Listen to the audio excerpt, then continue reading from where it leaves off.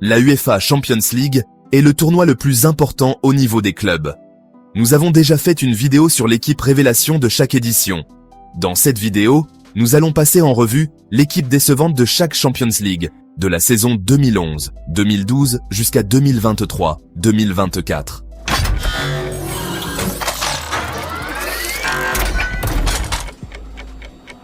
Commençons avec l'équipe décevante de la Champions League 2011-2012. Cette saison-là, Manchester United a été la grande déception. Ils venaient d'être finalistes de l'édition précédente, en plus d'avoir remporté la Premier League. Sir Alex Ferguson était encore leur entraîneur, et il comptait sur des joueurs comme Wayne Rooney, Nani, Nemanja Vidic et Javier Hernandez.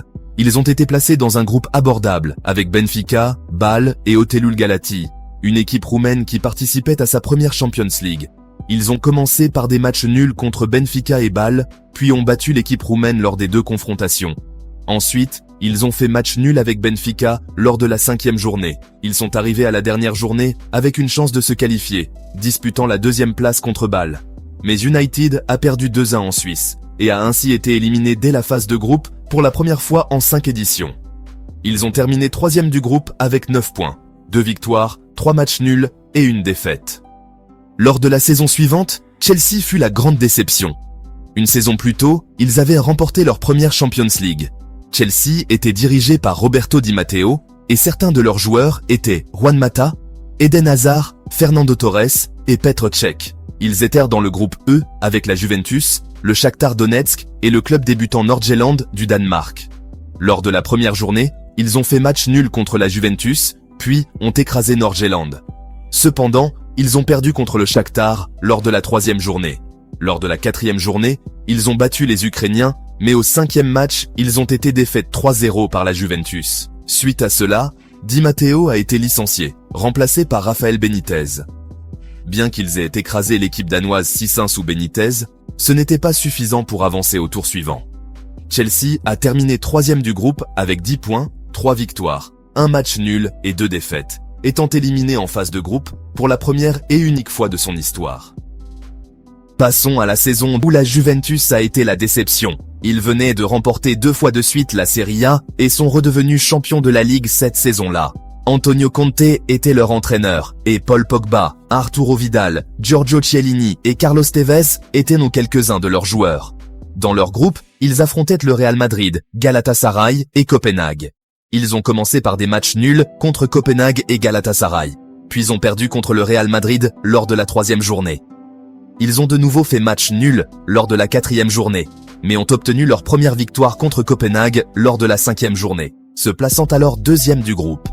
Cependant, lors de la dernière journée, ils ont perdu 1-0 en déplacement contre Galatasaray, terminant à la 3e place avec seulement 6 points, 1 victoire, 3 nuls et 2 défaites, étant éliminés en phase de groupe pour la première fois en 4 ans. Lors de la saison 2014-2015, l'équipe décevante fut Liverpool. Ils revenaient en Champions League après 5 ans d'absence, après avoir été vice-champion de la Premier League la saison précédente. Leurs principales figures étaient Raheem Sterling, Daniel Sturridge, Philippe Coutinho et Jordan Henderson, dirigés par Brendan Rodgers. Ils étaient dans le groupe B avec le Real Madrid, Bâle et Ludogorets. Lors de la première journée, ils ont battu Ludogorets, mais ont ensuite perdu contre Bâle et ont été écrasés à Anfield par le Real Madrid. Lors de la 4e journée, ils ont de nouveau perdu contre les Merengues. Un nul contre Ludogorets les a laissés 3e avant la dernière journée. Lors de leur dernier match contre Bâle à Anfield, les Anglais devaient absolument gagner pour avancer. Malheureusement, ils n'ont pas pu s'imposer, faisant match nul 1-1, et terminant éliminés avec seulement 5 points, 1 victoire, 2 nuls et 3 défaites. Lors de la saison suivante, un autre club anglais fut la déception.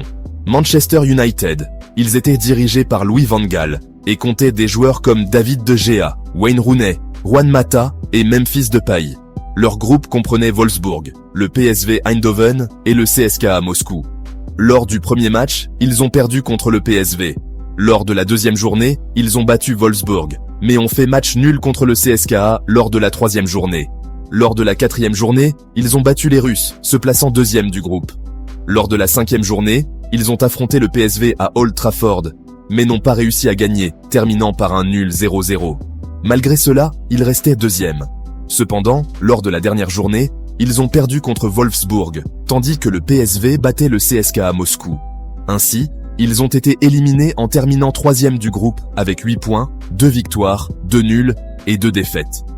Passons maintenant à la saison 2016-2017. Lors de la saison 2016-2017, Manchester City fut la déception. C'était la première saison de Pep Guardiola sur le banc, et le City alignait l'effectif le plus cher de toute la compétition, avec des joueurs comme Sergio Aguero, Kevin De Bruyne, Raheem Sterling et Leroy Sané. Il faisait en partie du groupe C avec Barcelone, le Borussia Mönchengladbach et le Celtic. Ils ont commencé en écrasant le Mönchengladbach, mais ont ensuite fait match nul contre le Celtic et ont été écrasés 4-0 par le Barça au Camp Nou. Lors de la 4e journée, ils ont battu Barcelone, mais ont terminé la phase de groupe par des nuls contre le Mönchengladbach et le Celtic. Malgré cela, ils ont atteint les 8e de finale, en tant que 2e du groupe avec 9 points. En 8e, leur adversaire fut Monaco. Lors du match aller, l'un des plus spectaculaires des dernières années, City l'a emporté 5-3. Cependant, lors du match retour au stade Louis II, ils ont perdu 3-1 et ont été éliminés à cause de la règle des buts à l'extérieur. Malgré l'effectif le plus cher, ils ont quitté la compétition dès les 8e de finale. Au total, City a disputé 8 matchs, 3 victoires, 3 nuls et 2 défaites. Lors de la saison 2017-2018, la déception fut le Paris Saint-Germain. Après avoir subi la remontada face à Barcelone la saison précédente, le PSG d'Unai Emery s'était renforcé avec Neymar et Kylian Mbappé, déboursant plus de 400 millions d'euros pour ses joueurs. Il comptait également d'autres stars, comme Marco Verratti, Edinson Cavani et Angel Di Maria. Avec le 3e effectif le plus cher du tournoi, ils étaient parmi les favoris pour remporter la Champions League. La phase de groupe du PSG fut très réussie, avec une seule défaite lors de la dernière journée. Ils terminèrent première du groupe avec 15 points, devant le Bayern Munich, le Celtic et Anderlecht. En 8e de finale, ils affrontèrent le Real Madrid. Lors du match aller au Bernabéu, ils perdirent 3-1. Au retour, une victoire 2-0 aurait suffi pour se qualifier, mais ils perdirent encore 2-1. Avec un score cumulé de 5-2, le PSG fut éliminé en 8e de finale. Passons à la saison 2018-2019 où la déception fut le Real Madrid. Il venait de remporter 3 Champions League consécutives. L'équipe comptait des joueurs comme Vinicius Junior, Casemiro, Toni Kroos et Gareth Bale et avait le 2e effectif le plus cher, dirigé par Julen Lopetegui.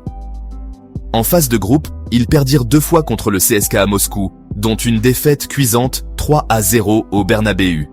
Malgré cela, ils se qualifièrent pour les 8e en tant que premier du groupe avec 12 points, devant la Roma, Victoria Plzeň et le CSKA Moscou. Cependant, Lopetegui fut licencié en cours de saison, remplacé par Santiago Solari.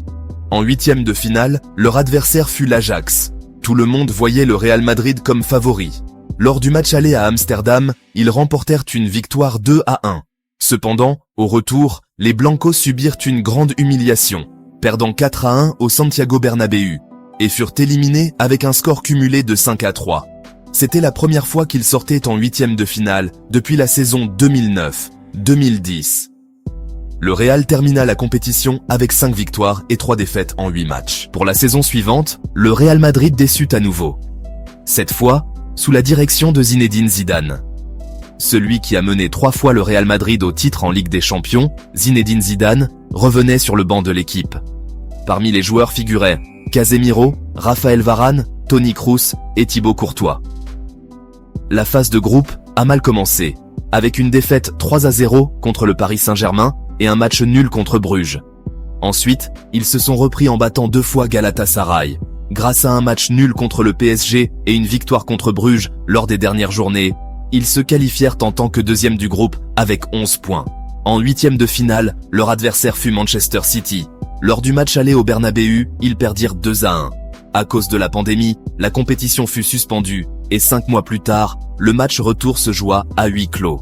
Le Real Madrid perdit de nouveau 2-1, et avec un score cumulé de 4-2, ils furent éliminés en 8e, bien qu'ils aient la 2e équipe la plus chère de la compétition. Passons à la saison 2020-2021, où la déception fut Manchester United.